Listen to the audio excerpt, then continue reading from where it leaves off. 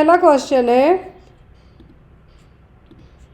Which of the following is not the goal of national AIDS control programme. तो इनमें से national AIDS control programme NACP 5th का गोल कौन सा नहीं है।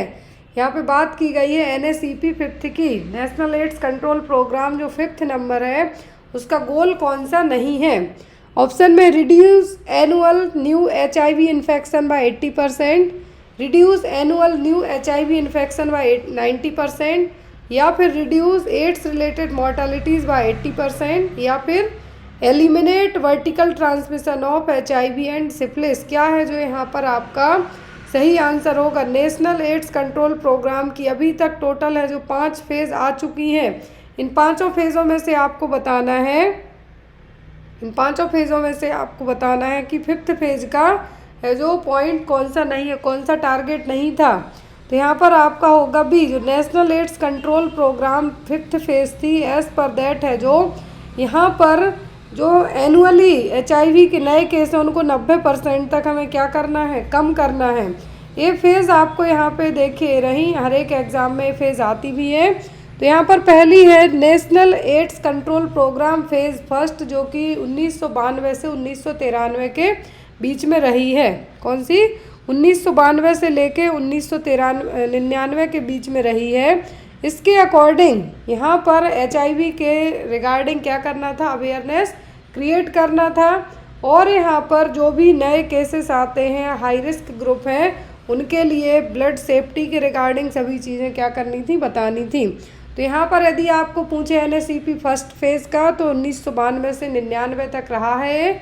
इसमें सेफ ब्लड और किस तरीके से हाई रिस्क ग्रुप को आइडेंटिफाई करना और कैसे उन्हें बचाना है वो आया था। दूसरी फेज़ थी हमारी NACP सेकंड की, तो यहाँ पर था आपको 1999 से 2006 तक रही, 1999 से 2006 तक रही।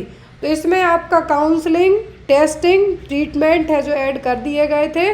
साथ में जो सेकंड फेज़ थी इसमें हमारा national adolescent education programme and prevention of parent to child transmission है जो लॉन्च किया गया था। ये पॉइंट्स याद रखिए, एग्जाम में आते हैं। अभी जब राजस्थान में पेपर हुआ था उसमें इस तरीके के जोड़ी मिलाव वाले क्वेश्चन में आ गए थे। तो NACP सेकंड है, 99 से 2006 के बीच में फेज़ आई थी। इसमें काउंसलिंग, टेस्टिंग और ट्रीटमेंट सर्विसेज है जो ऐड की गई थी। साथ ही साथ दूसरी फेज़ में national adolescent education programme and prevention of parent to child transmission है जो लॉन्च किया गया था। तीसरी फेज़ थी halt and reverse the HIV epidemic in India. तो यहाँ पर तीसरी फेज़ का क्या एम रखा गया था, हाल्ट एंड रिवर्स। और इसके तहत जो पहली 2 फेज़ थी उनको और आगे बढ़ाना और डिस्ट्रिक्ट लेवल पर और बड़े लेवल पर किस तरीके से है जो इस प्रोग्राम को मैनेज करना है वो यहाँ पे बताया गया था। थर्ड थी 2007 से 2012, फिर फोर्थ थी 2012 से 2017 के बीच में। तो यहाँ पर जितनी भी जो प्रीवियस फेज़ थी उनको और अच्छे तरीके से बढ़ावा देना, मतलब उनको और कैसे तरीके से है जो इफ़ेक्टिव बनाया जा सके और गवर्नमेंट से फंडिंग को है जो ज़्यादा बढ़ा के और अच्छे से इस प्रोग्राम पर काम किया जा सके, क्योंकि विदाउट फंड कोई भी प्रोग्राम सक्सेसफुल नहीं कर सकते हैं। फिर जो 5th थी और जो लास्ट है अभी के लिए, हाल फिलहाल के लिए, जो कि 2017 से 2026 तक के लिए, कब से 2017 से 2026 तक के लिए, इसमें यूनाइटेड नेशन के सस्टेनेबल डेवलपमेंट गोल्स को तो जोड़ा ही गया था। साथ में HIV एड्स को 2030 तक HIV एड्स का जो थ्रेट है, डर है, उसको हमें क्या करना है, ख़त्म करना है, एलिमिनेट करना था। तो यहाँ पर इसी के तहत एक जो नया HIV and AIDS preventive and control act लाया गया था 2017 में, और इसी के तहत SS के केंद्र भी खोले गए थे। संपूर्ण सुरक्षा केंद्र क्या थे, संपूर्ण सुरक्षा केंद्र खोले गए थे ताकि वन स्टॉप सर्विस मॉडल के तहत HIV और जो सेक्सुअली ट्रांसमिटेड इन्फेक्शन है उनकी जांच यहाँ पे हो सके। नेक्स्ट क्वेश्चन है यहाँ पर हमारा, the adulteration of argemone oil with mustard oil can cause. Adulteration का मतलब होता है मिलावट। क्या है, मिलावट। एक होता है फोर्टिफिकेशन और दूसरा होता है एडल्ट्रेशन। फोर्टिफिकेशन का मतलब होता है खाने पीने की चीज़ों में और अच्छी चीज़ें मिलाना, जैसे घी है, घी है हमारा जो काऊ का घी या भैंस का घी है, उसमें डालडा ऐड कर देना वो एडल्ट्रेशन हो जाएगा, लेकिन उसमें कुछ अच्छे न्यूट्रिएंट्स वाली चीज़ें मिला देना तो वो फ़ायदेमंद हो जाएंगी, तो फोर्टिफिकेशन होगा। तो वैसे ही सरसों का तेल है जो हमारा मस्टर्ड ऑयल है, इसमें आर्जियोमोइन ऑयल मिला दिया जाए तब क्या हो सकता है?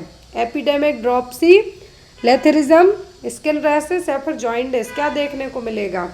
तो यहाँ पर जो प्रॉब्लम डेवलप होगी वो कौन सी होगी? लेथरिज्म, आपने पढ़ा है खेसरी दाल के कारण होता है। किसके कारण? खेसरी दाल के कारण होगा। यहाँ पर क्या होगा आपको? Epidemic dropsy. क्या होगा? Epidemic dropsy. यदि खाने की चीज़ों में आर्जियोमोइन ऑयल मिला दिए जाएं तो एक तरीके से टॉक्सिक भी हो सकते हैं। क्या है? टॉक्सिक भी हो सकते हैं। तो यहाँ पर जो प्रॉब्लम बनेगी वो क्या होगी? वो होगी एपिडेमिक ड्रॉपसी। तो याद रखिए, आर्जियोमोइन ऑयल मिला है मस्टर्ड ऑयल में, तब क्या होगा यहाँ पर?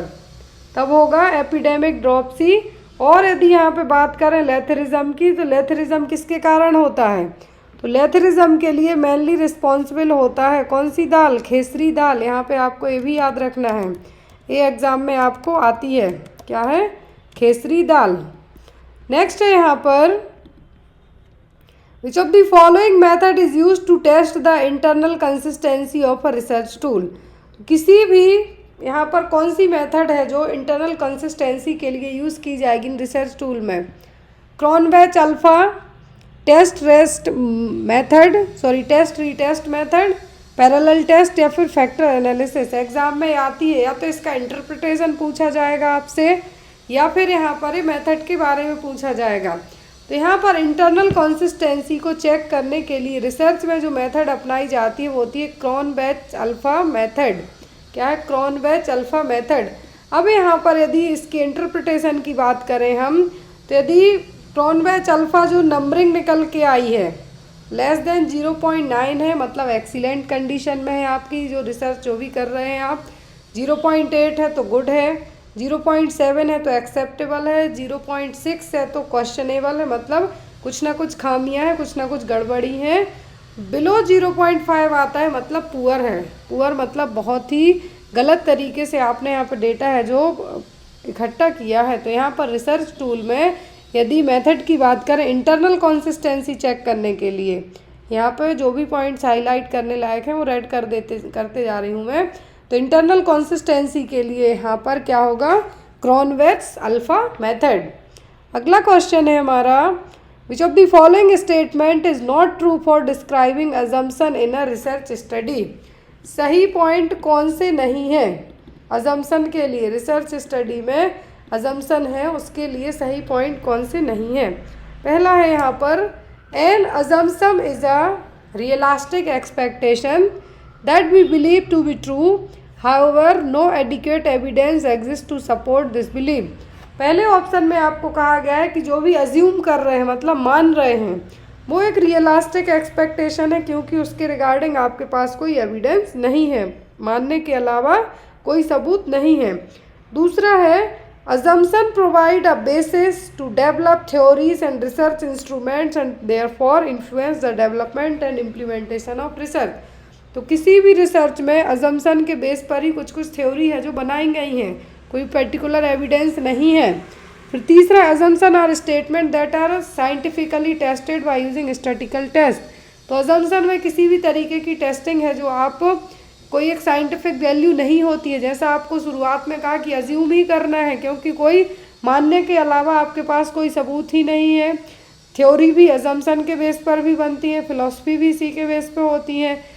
तो यहाँ पर आपके पास साइंटिफिक टेस्टिंग का कोई ऑप्शन ही नहीं होता है। तो यहाँ पर आपका आंसर भी क्या होगा? Assumption are statement that are scientifically tested by using statistical test. Clear है? और लास्ट में क्या, अजम्पशन में also be drawn from theory. तो वही मैंने कहा जो भी थ्योरी है उनमें भी अजम्पशन ही अज्यूम ही किया जाता है। नेक्स्ट है यहाँ पर, which of the following is qualitative research. तो यहाँ पर क्वालिटेटिव रिसर्च कौन सी है? Case control study, descriptive study, experimental study या फिर फिनोमेनोलॉजिकल स्टडी। तो क्वालिटेटिव स्टडी की बात की जा रही है। हमेशा यदि क्वांटिटी और क्वालिटेटिव रिसर्च की बात की जाए तो क्वांटिटी में नंबर ऑफ काउंटिंग रहेगी, तो यहाँ पर क्वालिटेटिव रिसर्च होगी आपकी फिनोमोलॉजिकल स्टडी। क्या होगी? फिनोमोलॉजिकल स्टडी। अगला क्वेश्चन है यहाँ पर, for calculating the mean difference in two groups which parametric test is used. तो यदि मीन डिफरेंस कैलकुलेट करना है हमें, क्या है? मीन, मीडियन, मोड हमने पढ़ा है, तो यहाँ पे मीन डिफरेंस यदि हमें दो ग्रुप के बीच का क्या करना है? कैलकुलेट करना है, तो कौन सा पैरामेट्रिक टेस्ट यूज होगा? ANOVA testing, T test, Mann Whitney U test या फिर क्रुस्कल वालिस टेस्ट। ये सभी रिसर्च में यूज़ किए जाने वाले टूल्स हैं। तो यहाँ पर जो टेस्ट होगा वो होगा टी टेस्ट। कौन सा टेस्ट? T test. यहाँ पर जो अलग अलग टेस्ट है ये भी पूछे जाते हैं आपको। चारों टेस्ट। टी टेस्ट का यूज़ किया जाता है मीन्स ऑफ टू ग्रुप का कंपेयर करने के लिए। क्या है?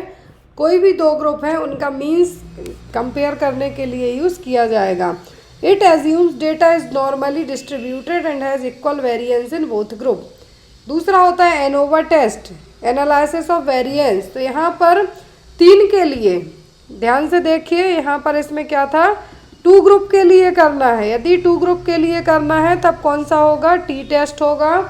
3 के लिए करना है, 3 और मोर ग्रुप है, 3 और मोर ग्रुप है, उनका मीडियन कैलकुलेट करना है, तब होगा आपका एनोवा। 2 के लिए है टी। क्लियर?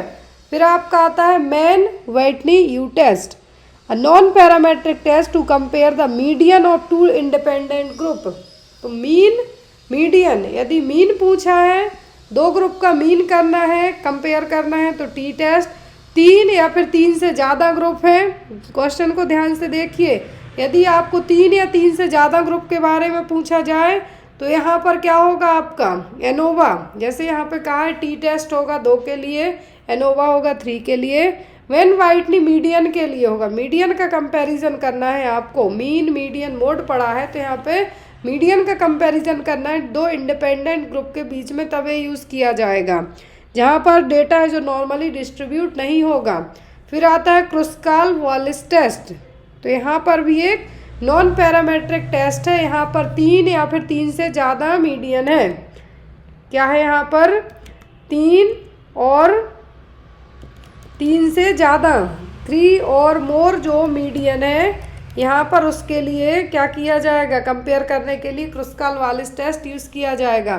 तो याद रखें, मैन व्हिटनी टेस्ट और मैन व्हिटनी है 2 मीडियन के लिए कंपेयर करने के लिए, और ये यहाँ पर है 3 और ज़्यादा यदि मीडियन है तो उसके लिए। यहाँ पर 3 और ज़्यादा मेन ग्रुप हैं तो उसके लिए एनोवा, 2 हैं तो टी टेस्ट। ये बहुत इंपॉर्टेंट है, आपको याद रखना है। अगला क्वेश्चन है, what is life expectancy at birth. Life expectancy at birth क्या है?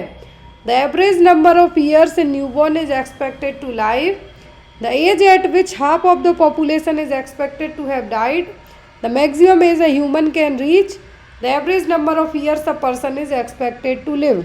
एक्सपेक्टेंसी एट बर्थ क्या है? तो एक्सपेक्टेंसी एट बर्थ पहले में क्या कहा? Average number of year a newborn is expected to live. तो न्यूबॉर्न बेबी है, यहाँ पर क्या है? एवरेज नंबरिंग यहाँ पे काउंट होती है, तो न्यूबॉर्न बेबी की है। दूसरे में ऐसी उम्र जिसमें पॉपुलेशन है जो एक एक्सपेक्टेड एज के बाद ख़त्म हो जाए। तीसरा है कि मैक्सिमम एज लिमिट तक आप पहुँच जाएँ, 70, 80, 75 साल तक। फिर average number of year person is expected to live, एक एवरेज ईयर तक कोई भी आदमी जिंदा रहे। तो यहाँ पर एक्सपेक्टेंसी एट बर्थ का होता है, लाइफ एक्सपेक्टेंसी एट बर्थ का मतलब होता है average number of year newborn is expected to live. Clear? अगला क्वेश्चन है वहाँ पर, which of the following is the non probability sampling technique. तो यहाँ पर नॉन प्रोबेबिलिटी सैम्पलिंग टेक्निक कौन सी है? Simple random sampling, stratified sampling, Quetta sampling, systematic random sampling. तो यहाँ पर नॉन प्रोबेबिलिटी सैम्पलिंग की टेक्निक पूछी गई है, तो वो है यहाँ पर क्वेटा सैम्पलिंग। कौन सी? क्वेटा सैम्पलिंग। फिर यहाँ पर under the Antara program of contraceptive, Antara program है कॉन्ट्रासेप्टिव का, which of the following statement is not true. तो सही कौन से नहीं है? पहला ऑप्शन है injectable contraceptive medroxyprogesterone acetate is a hormonal method for women that prevent pregnancy for 3 months। बहुत इंपॉर्टेंट पॉइंट्स हैं यहाँ पर।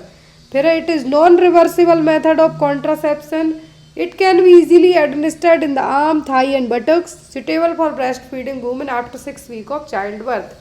तो यहाँ पर देखिए अंतरा प्रोग्राम कहा गया है। अंतरा है जो गवर्नमेंट के थ्रू लॉन्च किया गया। DMPA जो एक मेडिकेशन है, डिपॉक्सी मेड्रॉक्सी प्रोजेस्टेरोन एसीटेट है, DMPA के नाम से अवेलेबल होती है, या फिर इसको शॉर्ट के नाम से भी मार्केट में जाना जाता है। तो एक हार्मोनल मेथड है जो कि प्रेगनेंसी को प्रिवेंट करती है। हर 3 महीने में इंट्रामस्कुलर रूट से इंजेक्ट की जाने वाली मेथड है। इसका ओरल कोई भी लेना देना नहीं है। इंजेक्टेबल इंट्रामस्कुलर रूट से दी जाती है। जहाँ पर भी मसल्स हैं तो मतलब आर्म, थाई, बटक्स में इसको एडमिनिस्टर किया जा सकता है। ब्रेस्ट फीडिंग मदर को भी दे सकते हैं, लेकिन डिलीवरी होने के 6 हफ्तों के बाद, मतलब पोस्ट परपीरियम पीरियड के बाद। जो यहाँ पर परपीरियम पीरियड है उसके बाद इसको दे सकते हैं। फिर यहाँ पर non reversible method of contraception, ये रिवर्सिबल है। रिवर्सिबल इसलिए है कि यदि आपने 3 महीने के बाद एवरी 3 मंथ के गैप में इसको इंजेक्ट करना है, नहीं लगाया, तो बेबी आपका है जो फीटस है जो कंसीव हो सकती है, प्रेगनेंसी कंसीव हो सकती है। यहाँ पर नॉन रिवर्सिबल की हम बात करें, नॉन रिवर्सिबल में तो आपकी वेसेक्टोमी एंड ट्यूबेक्टोमी बस होंगी। नॉन रिवर्सिबल का मतलब है कि इसको आप एक तरीके से हमें कह सकते हैं कि परमानेंट ही हो जाएगा, बट ऐसा नहीं है। यदि 3 महीने के बाद आपने चाहा कि आपको प्रेगनेंसी कंसीव करनी है, तो आप जो नेक्स्ट 3rd मंथ आएगा उसमें मेडिकेशन मत लीजिए, इंजेक्शन मत लगवाइए, तो प्रेगनेंसी कंसीव हो जाएगी। तो ये नॉन रिवर्सिबल मेथड है जो कॉन्ट्रासेप्शन की नहीं है, रिवर्सिबल मेथड है। तो यहाँ पर आपको पूछा है नॉट अ ट्रू, तो नॉट अ ट्रू है तो मतलब non reversible method of contraception. Next one is a 28-year-old G2P1 woman present to the emergency department at 32 weeks gestation with sudden onset of vaginal bleeding and abdominal pain. On examination, her uterus is tender and palpation reveals contraction. Fetal heart rate monitoring shows fetal distress. What is the most likely diagnosis? तो यहाँ पर एक G2P1 score वाली एक महिला है, 28 साल उम्र है, इमरजेंसी डिपार्टमेंट में आई है, 32 वीक की प्रेगनेंसी है। क्या है? 32 वीक की प्रेगनेंसी है यहाँ पर, और उसको वेजाइनल ब्लीडिंग के साथ साथ एब्डोमिनल पेन भी हो रहा है। फीटल हार्ट रेट क्या हो रही है? कम होती जा रही है। फीटल डिस्ट्रेस के साइन देखने को मिल रहे हैं, कॉन्ट्रैक्शन आ रहे हैं, पाल्पेशन भी रिवील हो रहा है। तो यहाँ पर क्या होगा आपका diagnosis? Placenta previa, placental abruption, uterine rupture या फिर एक्टोपिक प्रेगनेंसी।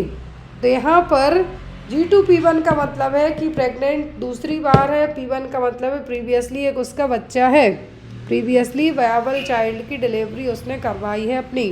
तो यहाँ पर इमरजेंसी डिपार्टमेंट में यदि 32 हफ्ते की प्रेग्नेंट लेडी आती है, वेजाइनल ब्लीडिंग हो रही है, एब्डोमिनल पेन भी हो रहा है, तो ये प्लेसेंटा प्रीविया के साइन नहीं होंगे। ध्यान से देखिए, यहाँ पर पेनफुल ब्लीडिंग होना मतलब आपका प्लेसेंटा प्रीविया नहीं है।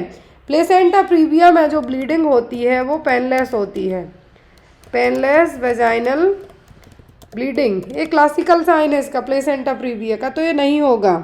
ये है आपका प्लेसेंटल एब्रप्शन, समय के पहले प्लेसेंटा एब्रप्ट हो रहा है। क्या हो रहा है? एब्रप्ट होना मतलब एक तरीके से हमें यहाँ पे कहेंगे प्लेसेंटल एब्रप्शन का मतलब है कि डिटैच होना। क्या हो रहा है? डिटैच होना। क्या हो रहा है? प्लेसेंटा डिटैच हो रहा है। तो यहाँ पर प्लेसेंटा यदि डिटैच हो रहा है तो उस दौरान ब्लीडिंग भी होगी, पेन भी होगा, कॉन्ट्रैक्शन भी आ रहे हैं, फीटल हार्ट रेट कम होती जा रही है, क्योंकि प्लेसेंटा का जो यहाँ पर अम्बिलिकल कॉर्ड है वही तो बेबी को क्या करती हैं? जोड़ के रखती हैं। प्लेसेंटा के थ्रू ही बच्चे को सब कुछ जाता है। तो यदि ये सब साइन देखने को मिलते हैं तो ये क्या होगा? Placental abruption. A 30-year-old woman present with complaint of heavy menstrual bleeding and pelvic pain. On transvaginal ultrasound, a 5 cm complex cystic mass is identified on the right ovary. Serum cancer antigen 125 level is elevated. What is the most likely diagnosis? तो यहाँ पर ये देखिए 30 साल की महिला है, बहुत ज़्यादा मेंस्ट्रुअल ब्लीडिंग हो रही, हैवी मेंस्ट्रुअल ब्लीडिंग के साथ साथ पेल्विक पेन भी हो रहा है। ट्रांसवेजाइनल अल्ट्रासोनोग्राफी की गई है जिसमें 5 सेंटीमीटर की सिस्टिक मास है जो आइडेंटिफाई हुआ है। यहाँ पर ओवेरियन सिस्ट नहीं है, सिस्टिक मास है जो आइडेंटिफाई हुआ है राइट ओवरी में। और यहाँ पर ब्लड टेस्ट कराया गया तो सीरम कैंसर एंटीजन है जो 125 लेवल पर है और इससे ज़्यादा ही बढ़े हुए मिले हैं। जो 125 है मतलब बहुत ज़्यादा है, नॉर्मल 35 यूनिट पर ml तक होता है, तो यहाँ पर 125 है।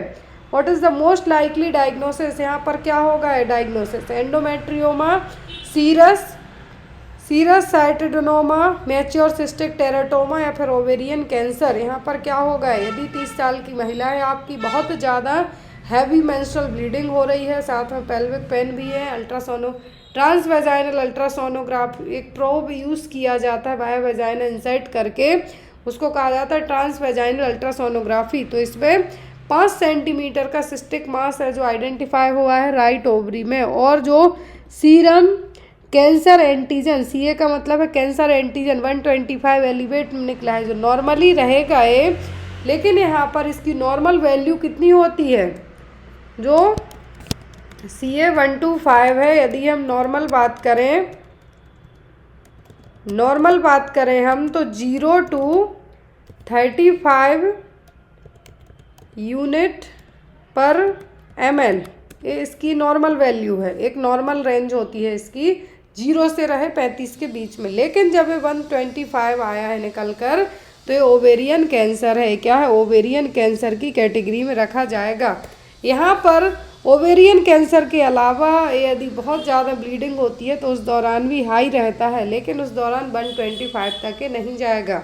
और यहाँ पर सिस्टिक मास भी आइडेंटिफाई हुआ है, तो ये क्या है यहाँ पर ओवेरियन कैंसर।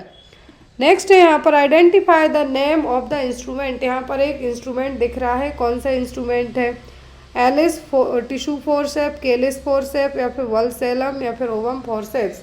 क्या है यहाँ पर तो यहाँ पर जो आपको इमेज दिख रही है, इमेज बेस्ड क्वेश्चन भी आपको एग्जाम में आते हैं। ये है यहाँ पर क्या, वल्सेलम फोर्सेप्स। क्या है, वल्सेलम फोर्सेप्स। नेक्स्ट है in the Bishop scoring system what does a higher score indicate. तो बाइसोप स्कोर यहाँ पे सिस्टम यूज़ किया जा रहा है। तो बाइसोप स्कोर के अकॉर्डिंग क्या है, बाइसोप स्कोर के अकॉर्डिंग है जो यहाँ पर यदि स्कोरिंग ज़्यादा आती है तो ये क्या है, more favourable condition for induction of labour, less favourable condition for induction of labour, no correlation with labour induction success या फिर increase risk of fetal distress. तो यहाँ पर बाइसोप स्कोरिंग सिस्टम है जो यूज़ किया जाता है, न्यूमेरिकल स्कोरिंग सिस्टम है। सर्विक्स लेबर के लिए तैयार है या नहीं उसके लिए यूज़ किया जाता है, लेबर को इंड्यूस करने के लिए स्कोरिंग सिस्टम यूज़ किया जाता है। तो यहाँ पर जो एक रेंज होती है सर्वाइकल राइपनिंग के लिए, क्या है, सर्वाइकल राइपनिंग के लिए एक यहाँ पर स्कोरिंग सिस्टम है। तो इसकी रेंज होती है 0 to 13 तक, स्कोर रेंज 0 to 13 होती है।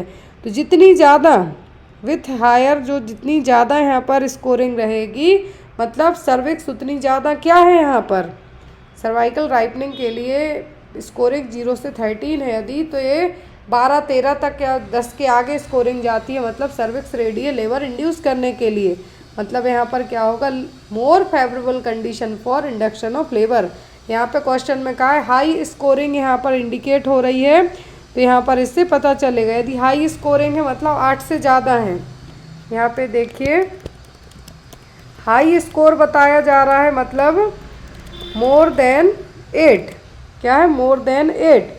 और यहाँ पर मोर देन 8 है मतलब सर्विक्स क्या है, फेवरेबल कंडीशन में है, लेबर को आप सक्सेसफुली इंड्यूस करा के वेजाइनल डिलीवरी करवा सकते हैं। बाइसोप स्कोरिंग सिस्टम वेजाइनल डिलीवरी के लिए है, सिजेरियन के लिए नहीं है।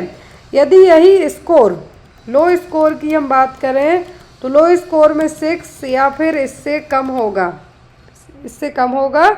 इस दौरान है जो हमें इंड्यूस करने के लिए मेडिकेशन देनी होंगी, मेडिकेशन देनी होंगी।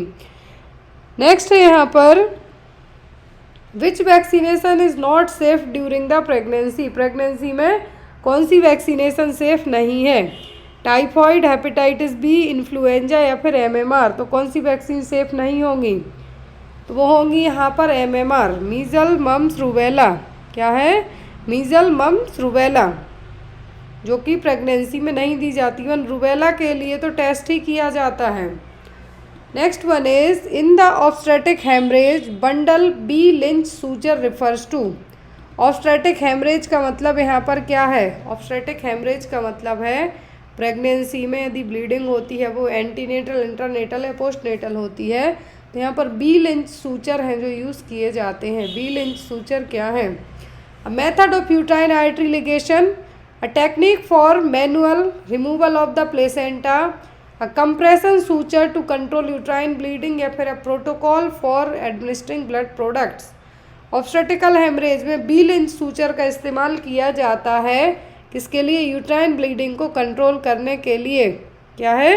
यूट्राइन ब्लीडिंग को कंट्रोल करने के लिए रजिस्टर्ड की है। तो यहाँ पर बी लिंच सूचर का इस्तेमाल किया जाता है यदि पोस्टपार्टम हेमरेज के दौरान, मतलब आफ्टर द डिलीवरी के बाद यदि ब्लीडिंग स्टॉप नहीं होती है, PPH की कंडीशन यदि डेवलप होती है, तो यूट्राइन कंप्रेशन सूचर टेक्निक, इसको क्या कहा जाता है? यूट्राइन कंप्रेशन सूचर टेक्निक का इस्तेमाल किया जाता है, जिसमें बहुत ही ज़्यादा मतलब लार्ज नॉन एब्जॉर्बेबल सूचर है जो यूट्रस के चारों तरफ है जो सूचरिंग की जाएगी ताकि ब्लीडिंग को कंट्रोल किया जा सके, ब्लड वेसल को कंप्रेस किया जा सके। तो यहाँ पर यूट्रस के यदि अपर पार्ट से ब्लीडिंग होती है तो उस दौरान इसको यूज़ किया जाता है। तो यहाँ पे यदि आपको इमेज बेस्ड पूछें तब भी आपको याद रखना है कि यदि PPH में बी लिंच सूचर पूछा गया है तो यदि PPH मैनेज नहीं हो रहा है तो उस दौरान नॉन एब्जॉर्बेबल सूचरिंग यूज़ किए जाएंगे, जो कि यहाँ पर ब्लीडिंग को क्या करेंगे? आर्टरीज को कंप्रेस करके ब्लीडिंग को क्या करेंगे? यहाँ पर ब्लड वेसल्स को कंप्रेस करके ब्लीडिंग रोकने में हेल्प करेंगे।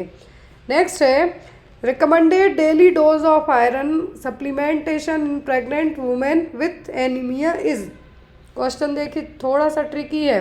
यदि आपको कहा डेली डोज कितना होगा आयरन का, लेकिन साथ में कहा है प्रेगनेंसी में एनीमिया भी हुआ है, मतलब हीमोग्लोबिन कम है, खून की कमी है, कितना देना है? 10 mg, 20 mg, 30 mg या 120 mg। तो यदि यहाँ पर आयरन सप्लीमेंटेशन की बात की जाए प्रेगनेंसी में आयरन फॉलिक एसिड वो दिया जाता है, लेकिन यदि एनीमिया होगा तो यहाँ पे क्या होगा? थोड़ा सा अमाउंट बढ़ाना पड़ेगा, ऑलरेडी कम है, तब यहाँ पे देना है आपको 120 mg। ये देखिए WHO के अकॉर्डिंग और यहाँ पर ministry of health and family welfare के अकॉर्डिंग अलग अलग है। यदि हम बात करें डेली डोज की, हम बात करते हैं आयरन की, तो आयरन डेली होता है 60 mg। कितना? 120 mg आयरन डेली रहेगा WHO के हिसाब से। यदि नॉर्मल बात की जाए नॉर्मल प्रेगनेंसी में तो 60 mg आयरन है, 400 mg फॉलिक एसिड होगा टिल द टर्म, मतलब डिलीवरी होने के पहले तक। प्रोफाइल एक्सिस का मतलब है यहाँ पर मैनेजेबल। फिर यदि एनीमिया निकल के आता है तब 120 mg आयरन देना है और हमें 400 mg फॉलिक एसिड देना है टिल टर्म तक। और यदि यहाँ पर पोस्टपार्टम की बात करें तो 60 mg आयरन देना है, 400 mg फॉलिक एसिड देना है 3 महीने तक। ये WHO के अकॉर्डिंग हो गया। लेकिन यदि ministry of health and family welfare के अकॉर्डिंग यदि हम बात करते हैं तो daily 100 mg iron plus 500 mg folic acid दिया जाता है 6 महीनों तक। ये प्रोफाइल एक्सिस डोज है। लेकिन यदि एनीमिया कंसीडर हो जाता है आपकी क्लाइंट को, तो माइल्ड एनीमिया है तो 2 आयरन फॉलिक एसिड की टैबलेट एक दिन में 100 दिनों तक, मतलब 200 हो गई। फिर मॉडरेट है तो IM iron injection therapy plus oral folic acid दिया जाएगा। सीवियर एनीमिया निकलता है तो IV सुक्रोज है जो एडमिनिस्टर किया जाएगा। तो यहाँ पे तीनों कैटेगरी याद रखना। यदि आपको डायरेक्ट पूछा कि एनीमिया है मतलब कंसीडर हो गया तो ट्रीटमेंट वाला पोर्शन आपको पढ़ना होगा, तो 120 mg आयरन देना है। क्लियर? यदि आपको कहा गया कि प्रेगनेंसी में कितना आयरन देंगे हम, तब आपको कहना है 60 mg, बस कितना? 60 mg। लेकिन यदि as per ministry of health and family welfare का दे दें तो डेली 100 mg देना है। क्लियर है? यहाँ पर दोनों के रिगार्डिंग याद रखना है। यदि आप नॉर्मल एग्ज़ाम देते हैं तो यहाँ पे आपको WHO की या MOHFW की जो गाइडलाइन के अकॉर्डिंग आपको याद दोनों में ही रखना है।